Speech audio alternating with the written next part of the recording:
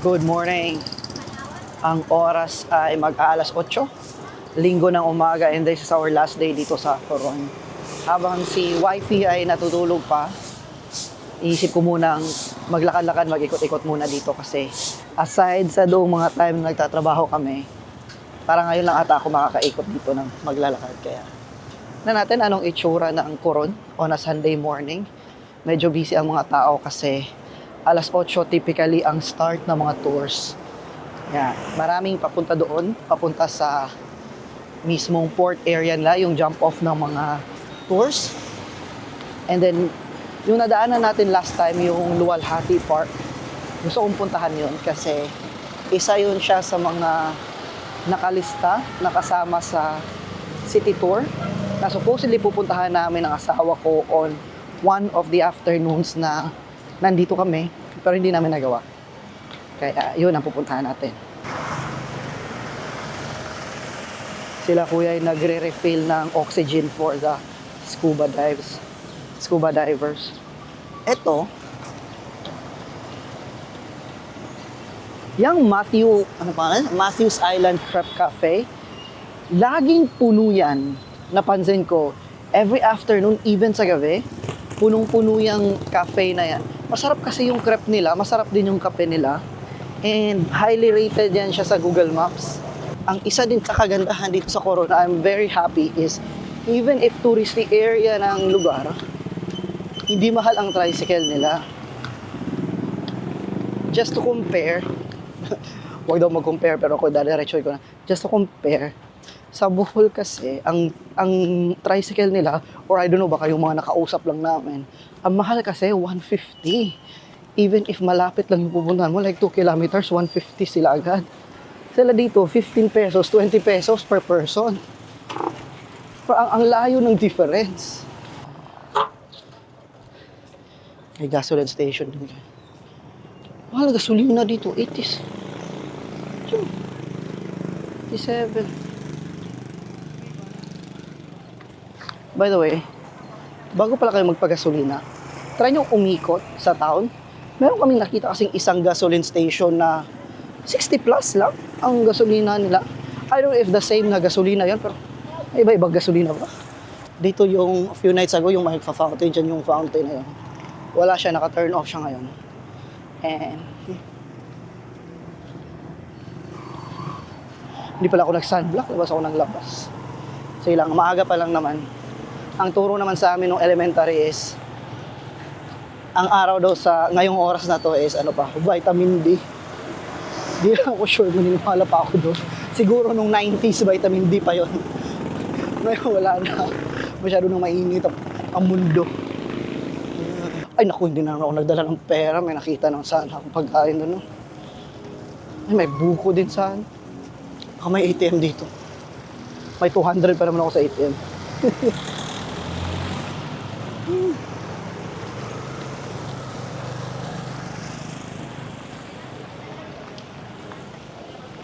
Merong isang basketball court doon malapit sa hotel. Sa likod actually ng hotel namin. Na parang nagsasabong sila every day. Ang ingay niya since from morning to late in the afternoon. Laging mga nagsisigawan. Nagsasabong sila. Ayan na yung ano.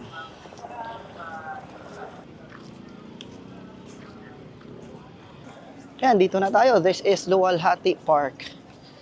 And dito malapit yung jump off ng mga tours. Doon lang yung jump off ng mga tours. Dito yung mga tumatambay, yung mga nag-aantay ng tour nila.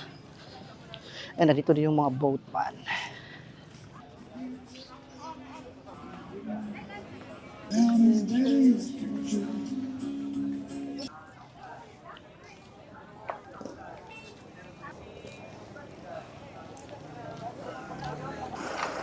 Ang bango ng pandesal. Wala akong perang dala. So far, parang 3 basketball court na ang nakita ko. Isa dun sa amin, malapit. And yung isa yung malapit dun sa town. Hindi malapit sa town, yung nasa gitna ng town, kung saan malapit tayo kumain nung street food last time. Madami pa din namang mga foreigners pala na pumupunta dito, which is very nice to see. Pero Coron is, hindi siya yung sobrang mura na lugar na mapupuntahan mo. Like, galing lang tayo ng Bantayan last month, di ba? kung i-compared ko siya sa Bantayan, touristy location din ang Bantayan, pero yung pagkain nila doon is relatively cheaper talaga compared dito. And then nalaman ko sa asawa ko last night, yung hotel pala namin is mga 3,000 plus. Maganda naman yung hotel namin, wala naman akong reklamo. Pero kung i-compare ko siya sa Bantayan kasi, yung hotel namin sa Bantayan, kung maalala nyo, ang ganda. Like, may dagat sa harap, may mga palm trees. Like, resort talaga siya na resort. 3,000 plus lang din yun. 3,400 ata yung per night namin sa Bantayan. And dito, mga 3,400 din ata ang per night namin. I-confirm ko lang mamaya, pero 3,000 plus. Ang laya ng difference. Tapos ang mga pagkain dito is parang a little bit cheaper than Metro Manila. Pero hindi ganun ka-cheap. Like, medyo mahal din ang pagkain dito. Yes, may nahanap naman kaming restaurant gaya nung sa Rosda na nahanap namin na cheaper yung pagkain. Ang gasto namin doon, 650 lang. Busog na busog. Pero hindi kasi siya ang ano eh. It's the exception not the rule. As i-compare mo sa Bantayan na lahat ng mga napasukan naming restaurant, tag 200 plus lang yung isang ulam. And for sharing yung ulam na yun, hindi yun for each person. Hindi siya solo meal. And then, meron pa nga kaming napuntahan na kaya okay. Meron din kaming napuntahan niya na 180 lang ang serving. So yun, makasabi ko talaga na most if not all ng mga restaurant doon is mura talaga. Ito dito, medyo may kamahalan ang mga restaurants nila dito. By the way, ito dapat yung kakainan namin kahapon ni last night. Booms Eatery. Yan. Highly rated yan. And mura lang. Eatery kasi siya. Yan yung plano namin kainan supposedly kagabi.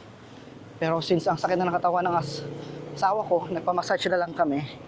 And then, kumain na kami ng Jollibee, nag-take out na lang ako. Ito pala yung roast dan. Dito kami kumain nung Friday. Okay na ko pauwi na kami. Okay. Thank you.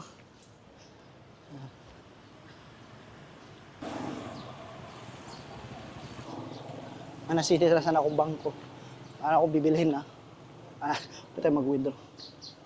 Ito kasi yung problema ko, hindi kasi ako nagdadala ng cash.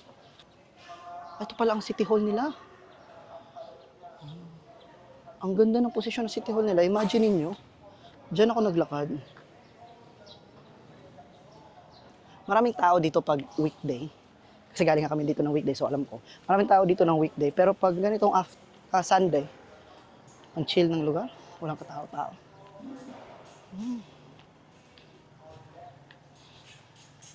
Ito yung isang basketball court na sabi ko. Sabi ko 3 ang basketball court na nakita ko. Tapos doon kami kumain ng street food last time.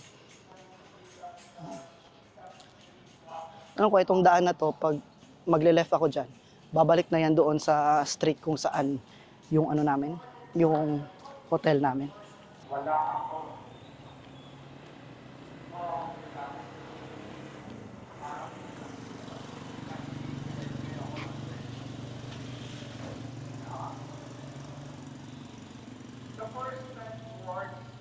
Itong school nila, ganito yung itsura ng school ng elementary namin eh. Yung mga tag 1 story lang, pero 3, 5 classroom sa isang hilerang ganyan. Ganyan talaga yung itsura dati ng elementary kami. Ngayon kasi, may mga 2nd floor, may 3rd floor na mga elementary, especially sa mga cities. Pero sa amin dati sa probinsya, ganito. Nasaan na ba ako? Sabi ko alam ko na pero hindi pa pala. Hindi, okay. Yun pa pala ang main road.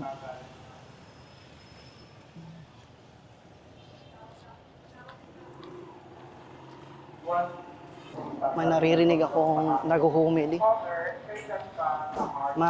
May simbahan pala din dito. Malapit din dito yung San Agustin Parish. You are a walking time bomb, Father.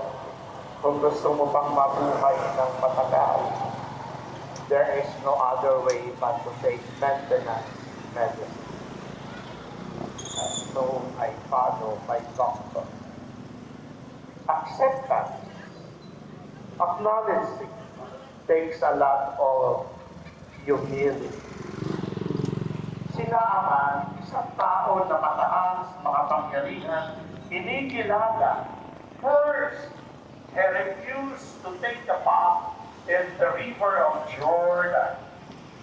When the servant in the palace told him, you have to take the bath in the river of Jordan. At sabi niya, Yung very first day namin dito sa Coron, nakikinig ako sa mga tao, hindi ko ma-identify kung ano yung language or dialect na gamit nila. So nagtanong ako dun sa isang ate, nagtatrabaho doon kay Matthew Island Scrap Cafe. Kasi doon kami first tumambay. And then, sabi ko, anong language nyo dito, te, or dialect nyo? Ang sabi niya, Tagalog daw sila dito. Pero iba yung Tagalog nyo, hindi gaya sa Metro Manila, sabi niya. Sabi niya, yes, hindi daw completely similar sa Metro Manila. Ang dialect daw nila is Cuyunon. Cuyunon. I think tama yun, yeah. Ang dialect daw nila is Cuyunon. And then, derived daw siya from Tagalog. Okay, kaya pala hindi ko minsan naintindihan kasi may mga words silang Tagalog and the prevalent language na ginagamit dito sa Coron is Tagalog. Pero pag sila mga locals ang nag-uusap, hindi ko sila maintindihan. Pero, ang daming mga signage similar to that one, ay by the way, isa yan sa mga papunta sa Mount Tapias, Dayon Kamo. That is a Visaya phrase. Dayon Kamo means welcome or pasok kayo. Yeah, yan siya, yung nakita namin siya, kasi nung kausap ko si ate, yung sabi niyang dialect sila ng Tagalog, ang nasa isip ko, okay, dialect sila ng Tagalog, gets. Pero yung mga words na nababasa ko is in Bisaya, but like different spellings lang ng the way we spell it sa Bisaya. Yun yung first. Yung second, while papunta kami doon sa tour namin kahapon, yung garbage truck nila, dumaan, nakasalubong namin, nakalagay doon sa gilid is Limpyo Coron. Limpyo, in Bisaya, is clean. Pwede din siyang verb na to clean. Depende sa sentence na ginamit mo. Limpyo, so pwede siyang adjective, which is clean. Pwede din siyang action word, which is to clean. So, limpyo. Pero ang spelling nila, they use L-I-P-I-O. Sa Bisaya kasi, L-I-M-P-Y-O. So, sabi ko, mas close, ang mga words nila, mas close sa Bisaya as opposed sa Tagalog dito sa Coron. So far, yan lang yung mga observation ko. Kaya bumalik na ako dito sa main road, pabalik na ako sa hotel. The time is 8:36. Pagdating ko sa hotel ay magbe-breakfast lang ako. Magbe-breakfast lang kami. And then we'll need to get ready na kasi ang van ay ipipick up kami papuntang airport ng 1:00 ng hapon. And then ang check-out ng hotel is 12:00. I think if you're planning to come dito sa Coron and then you're thinking kung anong magandang hotel, yung malapit ba na hotel or sa outskirt ang kukunin nyo, anything na nandito sa hotel, sa sentro, kunin nyo. Walking distance lahat. Meron kasing isang hotel na tinitingnan yung wife ko na nasa outskirt pa talaga, like 45 minutes away. Ang inisip ko noon, let's get that kasi it's cheaper, mas malaki yung kwarto, and pwede naman tayo magmotor. Mag-rent lang tayo ng motor, and pwede natin puntahan to. Buti at pinush niya talagang hindi namin ituloy yon kasi mas maganda nga dito. Like literally, walking distance to everything. And especially sa amin, na nagtatrabaho during bakasyon, hindi naman kami basta-basta makakabiyahe ng motor kasi nga, limited ang time namin sa umaga. Then sa hapon, sayang din kung ibabiyahe pa namin yon. Hindi pala 45 minutes, 15 minutes away from dito sa town. As opposed, na nandito kami sa malapit, so nung ako na nagsunod-sunod yung mga meetings ko, bumaba yung asawa ko, bumili siya ng kape,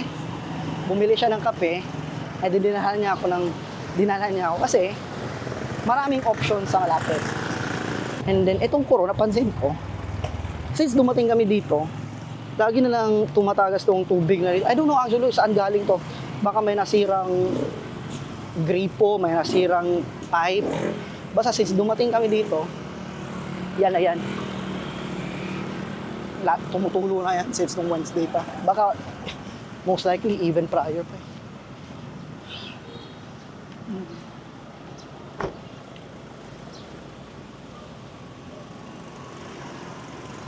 Guys. Pero yung sabi ko, tumutulo na ano. Yan, tumutulo lagi. And then, nandito yung DPWH nila. Department of Public Works and Highways. Nakikita nyo ba yung irony na yun?